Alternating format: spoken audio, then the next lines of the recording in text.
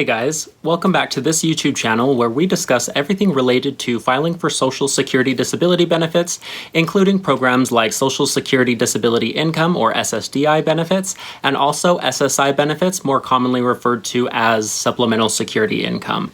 So today I'm going to be discussing kind of the basics of Social Security disability, and I'm going to begin by discussing what Social Security disability benefits even are. So Social Security is the administrative agency in the United States that was set up by President FDR, and that is responsible for dispensing people Social Security payments. So usually when people think Social Security benefits, they think retirement, which is kind of correct. I mean, it is correct, but it also can include disability benefits. So a lot of people don't understand this, but if you were working at a job and let's say you became injured and were no longer able to return to that job, you would be able to file for Social Security disability as long as you met the technical qualifications, which I'm going to go over here in just a minute. So basically, if you were able to prove that you were disabled under Social Security's rules, then Social Security would then pay you a monthly check, typically based off of how much your earnings were and how much you've paid into the system. So everybody's monthly amount would be different in most cases. So that's kind of the basic. Now, the next thing is that I want to go over is who can claim Social Security benefits. So obviously, you have to be a citizen of the United States to collect any kind of Social Security benefits.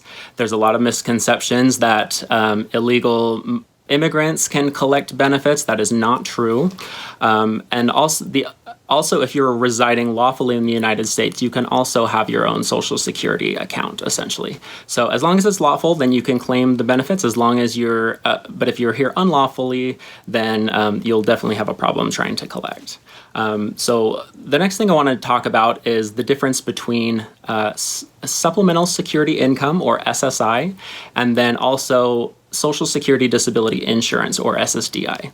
So SSI is more of like a welfare-based program. It is technical eligibility is demonstrated based off of your household income and assets. So for example, if you are a married couple, and let's say your spouse is working and making $100,000 a year, you're not working, but you are disabled, and you haven't worked at all, you're not going to have a very easy time filing for Social Security disability benefits under the SSI program because your household income is too high.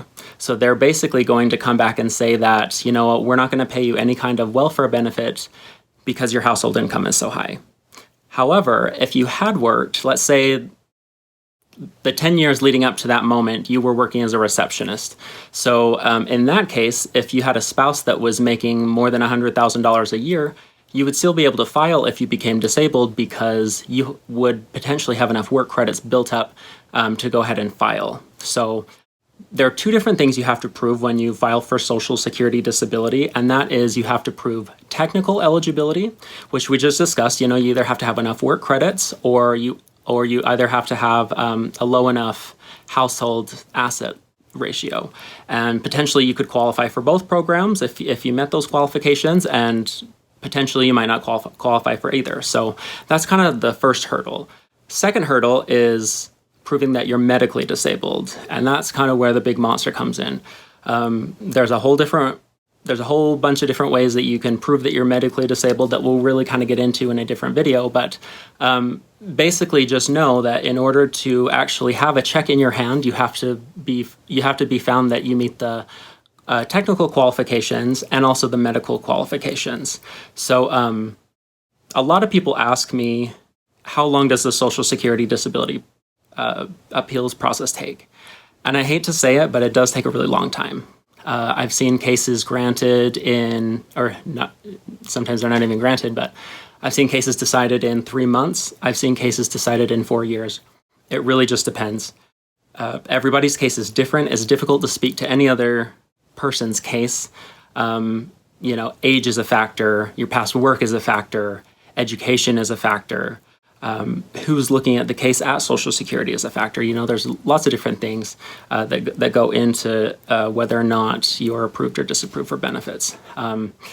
So typically, there are three different common levels of the process.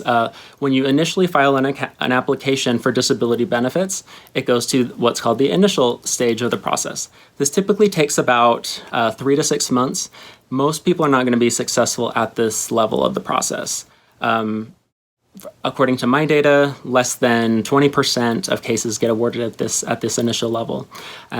So if you are denied, you'll want to file what's called an appeal and ask for reconsideration, and that's the next level of the appeals process.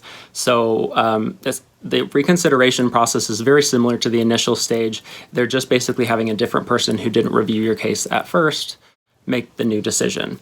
Kind of the same thing, and in fact, less cases get decided favorably at the reconsideration level. So a lot of it's just kind of pushing paper until you can get your second denial, get that appealed, and the next level in the process is requesting a hearing by an administrative law judge. Now, that is where I personally win the majority of my cases, because we're able to actually go in front of a judge, argue our case. The judge can see a person there face to face. It's just a lot better, better way to prove disability. I always just think it's better for the judge to see you. So coming up in our next couple of videos, I'm going to be giving up some secrets on how to win your Social Security disability case. I'm going to talk about special rules for claimants over the age of 50 and all kinds of different things. So if you did like what you saw today, make sure that you like our video and subscribe to our channel so you can be informed when there's more content. Thanks so much, and we'll see you next time.